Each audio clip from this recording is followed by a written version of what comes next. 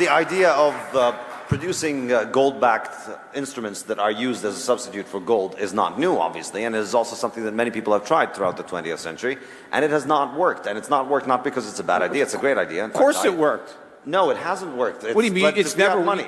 But why hasn't it worked in the fiat era? And it's specifically, I think, the interesting precedent here to look at is specifically Switzerland. Because the idea behind Tether Gold and a lot of these businesses is that Switzerland is probably the country that has the best property rights in the world. It's the country that was on a gold standard effectively the longest. And so therefore, it's the place where you would want to store your gold. However, Switzerland is not really a sovereign nation. And I would really recommend reading a book called Gold Wars by a Swiss banker called Ferdinand Lips, which details the story of how Switzerland was effectively forced off of a gold standard. Because in the 1970s and 80s, what you are describing right now was effectively what was happening. Switzerland was effectively the country with the best monetary policy and the best currency. And so everybody who had money in the world wanted to move their money to Switzerland to get a Swiss bank account. And that was it. In the 70s and 80s, a Swiss bank account was the real deal.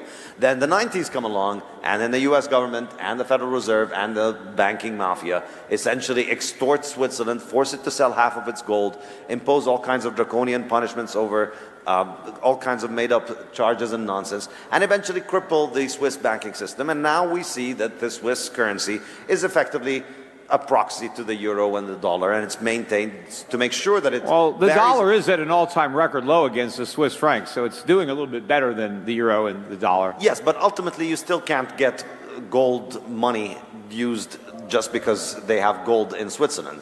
And ultimately, I think, you know, with any kind of gold-based system that is going to form a threat to the dollar, it is relatively straightforward to shut it down and prevent it from happening, like what happened with Switzerland in the 1970s. What can resist this? A decentralized protocol where the digital coins themselves are not physical. There are no tanks that can come and confiscate it. It's all digital.